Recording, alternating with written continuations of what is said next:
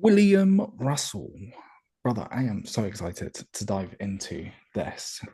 It's been a very interesting journey for you, right? Because obviously, the first time that we ever spoke, I was closing you into a different product. And so it's been I don't know, we haven't come full circle, but you've now gone through that product. You've then come and started working with me. And obviously, you have made a massive, massive amount of progress, which I'm very excited to dive into. But I guess before we do any of that, what I would like to do is just basically have you do a little bit of an introduction about yourself. What is it that you do? What niche are you in, etc. Yeah. Thanks, Jack. My name is William Russell. I run a commercial solar lead generation agency. So we are in commercial solar. We help commercial solar companies book appointments. They're struggling. They're using, referrals. They don't have a good way of scaling their business on the commercial side. So we just come in, save a lot of time for them, and just book them appointments. So Fantastic. So, from what I understood, at least, before obviously you jumped into iClose Capital, it's not like you were doing bad. Like you were making a pretty decent amount of money. You were getting a lot of appointments. But I guess if we were to go back to that point in time, what would you say were some of the main issues that you were facing when it came to the sales side of things? Where were you struggling? I mean, the main thing was wasn't closing any deals, like a lot, like literally any for a while. And so that was just the reason I joined. I didn't know why. Um, and there were several problems with my sales process that I didn't really know. And I had done a sales role before in software sales, and it was a lot different. It was like preached like, all right, you do like three or four calls, and then you book them in, and you're like, no, William, just close them on the first call. And like that was a big limiting belief for me too. I was like, how do you do that? Like, I can't do that. And I mean, since joining, I closed a 5K deal right off the bat, like on the call, paid on the link on the Zoom, and I was like, oh my God, you can do this. And I immediately messaged you. Yeah, Um, it's really interesting because I hear this a lot from traditional salespeople, especially when you're yeah, more used to those longer sales cycles. Like condensing everything into a 1 hour conversation, getting deals across the line is pretty difficult if you don't know what you're doing. yeah. But you said that there were several different problems with your sales process. Obviously, now you have a bit of a better understanding around what was going on. But what do you feel like it was? Was it the line of questioning? Was it the pitch? Was it objection handling? Was it a bit of everything? Pitch and objection handling definitely were the worst. My pitch now is I think it's really good. We worked together on it.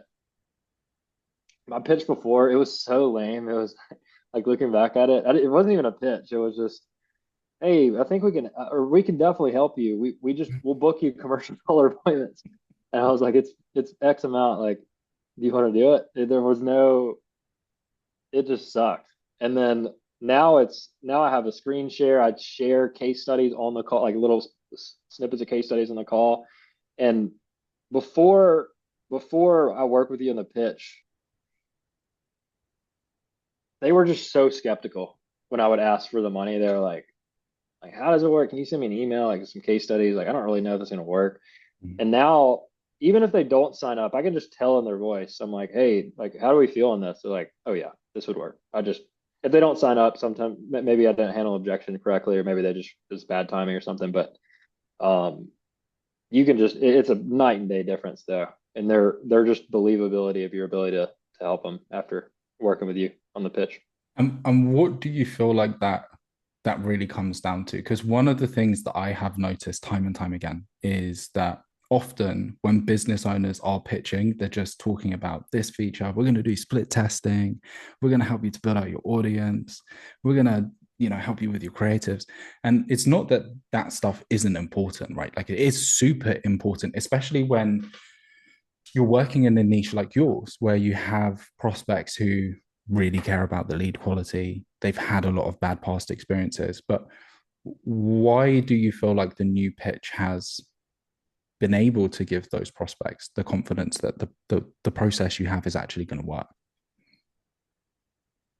Well, a big thing that you teach, I mean, several reasons, but a big thing that I've started to do is the confidence looping. So everything you don't you frame everything into how it's going to help them get to their goal, which I think is genius. So like you get their goal, like if say my goal is $5 million in revenue a year, you're going to use that throughout the conversation and tell them why every single little aspect of what you do is going to help them get to $5 million per year. This will help you get to $5 million per year. This will help you get to $5 million.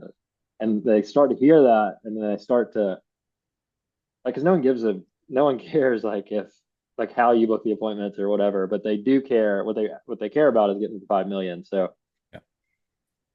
I that sorry, go on. just that frame shift and just that shift on top of just the going from literally no pitch to having a built out scripted pitch Yeah. um, is a huge difference maker. So Yeah, and this is again one area, and that's kind of what I was talking about is like people don't even know what they're selling.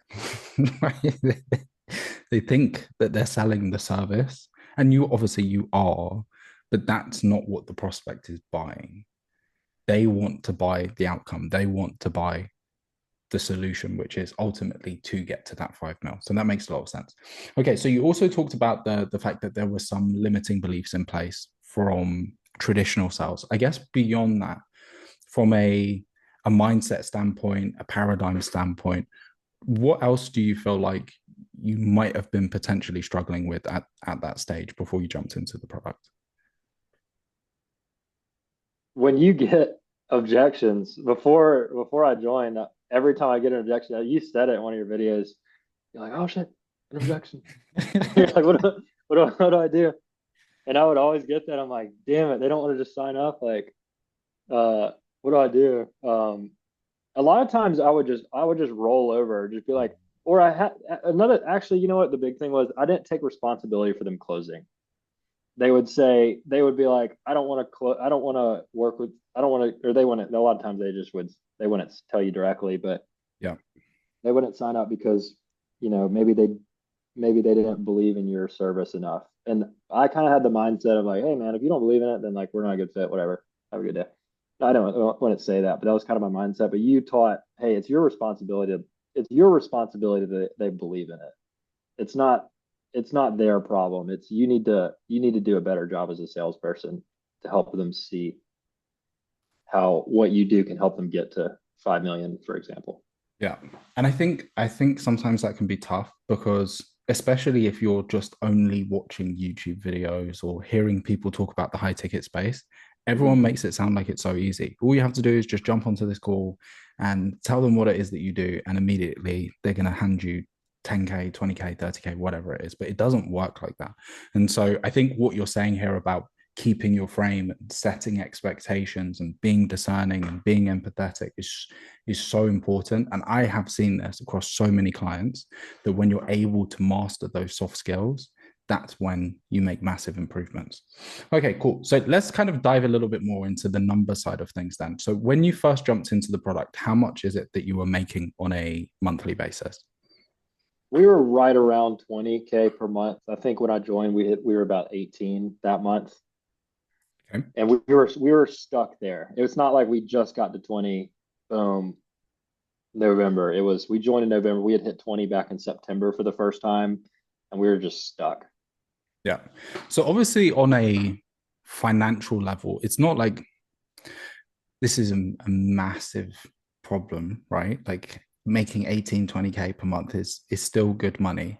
But how do you feel like being stuck in that position was potentially having an impact on the business, potentially even just having an impact on you from a frustration standpoint, knowing that you're working so hard and yet you're not able to make progress because the sales side of things is getting in the way? Well, I would actually say it was a big problem because yeah, you're making that money, but the problem is if you can't sign people consistently and your clients eventually, like even if you do a good job, a lot of clients will leave eventually. Mhm. And before, like the way I was able to get to 20K for the most part was I was just charging a little bit less than I was had a terrible closing ratio, and I was charging not as much as I'd like. And you know, if you're stuck and you can't sign people consistently, that's a big form of anxiety. Even if you're making 20K, it's like, if half the people left tomorrow, like half, like down to 10. And if I can't consistently get people in the door, it's just not a good feeling. Yeah. So, That makes a lot of sense. Just to loop into this quickly. So at that point in time, how much were you charging and how much are you charging now? we haven't so we're charging the same amount, but my like the first half of 2024 we charged much less and it was much easier to sign clients because it wasn't like a big risk for them at all. Yeah. Now then we started charging more and because we signed we started charging more and we signed like a new client. We had signed one and I was like, oh, okay, like everyone's gonna sign up at this now, like this is it. And no and and no one else did. Like literally like 30 sales calls in a row. I was so embarrassed. People were like, how many sales calls have you had? I was like, I've had like 30 in the past like 40 days and zero closes. And I was like, this is ridiculous. So, but I didn't want to drop the price. So that was the last thing I wanted to do. I did not want to go Yeah. back because Yeah. what we were charging was not scalable. It's not enough to have a profitable business. So I was like, I gotta figure out how to close people at this price. So that's when I joined. Okay. So with this in mind, then, I guess what is it that actually made you want to book a call with me? Obviously, beyond the fact that you were struggling with sales and obviously you wanted to improve your sales conversion rate, why is it that you wanted to have a conversation with me specifically about this? Well, quite frankly, when I met you on the Easy Grow call, I was making a lot more money like since the day I met you. So I was like, well, um, there's that. So you had already like proven yourself, obviously, like to be super valuable, especially with sales and working together a little bit. Um, and then I had a word of mouth referral, Josh, who Mhm. had just taken off. Like he had hit like 80K a month. I was like, dude, what did you do? That is insane. And he was like, he just said join Jack's program, 3 words. And I was like, all right, cool, and booked the call. Like it wasn't much thought into it. I just knew I had a problem with sales, Good and stuff. yeah, Okay, good stuff. So at the time, you were making around 18 to 20K per month. What is it that you are doing now? What's the monthly recurring revenue at the moment? we just hit 40K last month. Which is sick. So you have doubled the business in five, I think it's about 5 months around that. Well, I joined very late November, so let's say December, January, February, about 4 months. Yeah, which is huge. And I remember, and I don't know if this is still the case, but you have changed the way that you're going about pitching your pricing, right? So it's basically Mhm. you're not pitching the retainer on the actual first call, you're delivering the results, and then on the back end, there's a upsell of sorts into the retainer itself. And so I remember you sending me a message at some point in time saying, Jack, if I'm able to keep a good amount of these clients that I have right now in the coming however many months it might be, I should be on track to be doing 80K a month. Like I should be on track Mhm. to. So what does that look like right now? What are the goals that you have moving forwards for the business? That whole getting to $1 million run rate, how realistic does that feel now? I mean, there's no reason we can't get there. Like that's our goal for the end of 2025. We could get there. I think we could definitely get there in 6 months. We could get there faster if I was to work like a maniac, but I've kind of been doing that a lot lately. Yeah. Now that we're here, I'm kind of actually like taking a little bit more time off and enjoying my life a little bit more. But we'll get there. I mean, there's no reason why we want it. Yeah. Okay. So for you now, because it seems like you have a predictable business, you can predictably get appointments, you can predictably close, you can predictably deliver for your clients. What is beyond the financial side of things? Like, what is the goal? What, because some people they want to scale the business to 10 million, a billion, whatever it might be. For other people, it's a little bit more lifestyle. What has this afforded you at this point in time? For me, it's lifestyle for sure. Yeah. I want to build a machine that just works without me, Yeah. basically. Yeah, that's I think that's the way forward, brother. Okay, cool.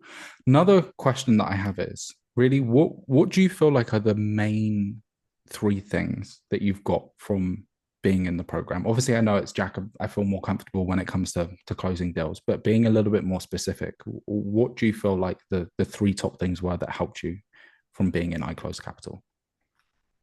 Number one, leading the conversation because And it all came back to not because a lot of the times before I joined, even after I joined a little bit, uh, we would have like I would pitch the price and then we just kind of talk a little bit and then I just kind of like be like, all right, you want to join? And like I don't know, I was just kind of like I didn't like I was just nervous. I don't know. And I finally I took kind of a break from the program to focus on like some service delivery stuff that had like some fires and I came back and jumped on a sales call and a guy did that and I just let it go and I was like, what the heck was I thinking? And I showed you on a sales call and you're like, dude, just ask him to sign up and send him the link. Yeah. And I was like, you're right, you're right. And the next call, uh, like the pricing model, by the way, we give them the option to pay up front or like pay in bulk up front and then Mhm. or pay in the back end. And uh, next call, the guy, we just get to the call and I was like, all right, so can we welcome you aboard? And he's like, yeah, I'll take 5 up front. Here you go. And I just sent him the link and he paid. And I was like, oh my God.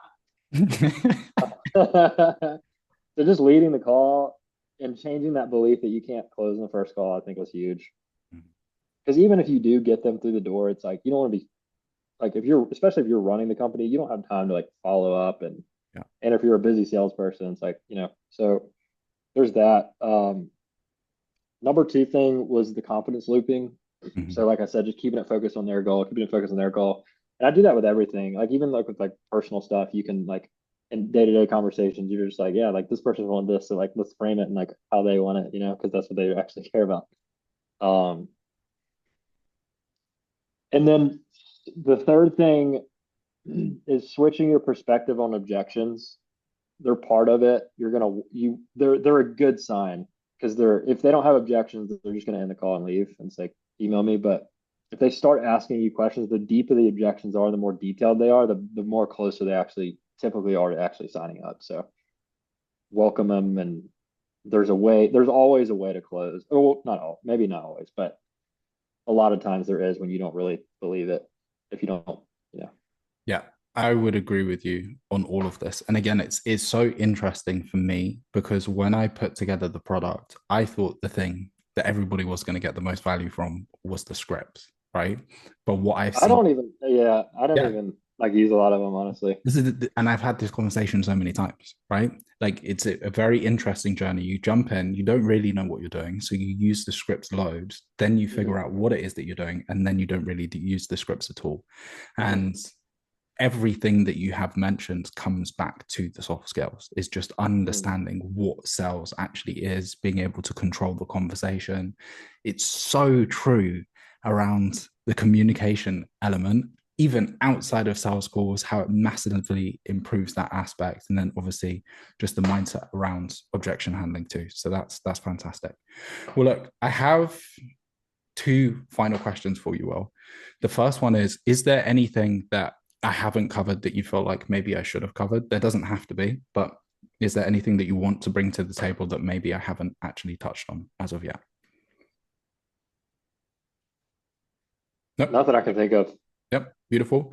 And then the very last thing would be let's imagine that there's somebody who's sitting on the fence, right? Like they're not sure whether they should invest in themselves, whether they should invest in this. And kind of take that leap of faith to actually get some help sales wise as a business owner, what is it that you would say to them honestly and earnestly? I'm genuinely not asking for you to say anything you don't want to say.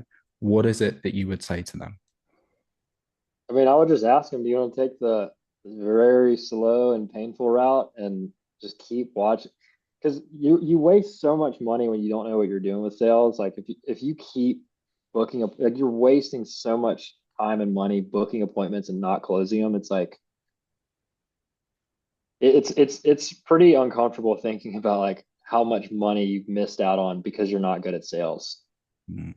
So, I mean, this program obviously works if you just watch the case studies. So, I mean, it's just a matter of do you want to get there now or do you want to wait like a year or two and just continue going through hell? I mean, our business has totally changed since we joined. Solving that one issue of being able to sign clients predictably is like that's more important than the money, really. It's the peace of mind of, hey, if I need new clients, we know how to sign them. Yeah. Um, and with Jack's program, I mean, it wasn't long before we were doing it pretty consistently. And I didn't even like, there were people in the program that like probably visited it more than I do and were like more like practicing more than I do. I had like kind of like balancing a bunch of different stuff. So I was like attributing time to it throughout the day. But I mean, very, very quickly, our sales process like totally got like just way better and set our close rate. So Fantastic. Well, look, Will, I appreciate it. Thank you very much for jumping on here. And I am very excited to see you hit the $1 million run rate. You have to let me know when you get there. All right. yeah, All right, brother. All the best. Bye. awesome.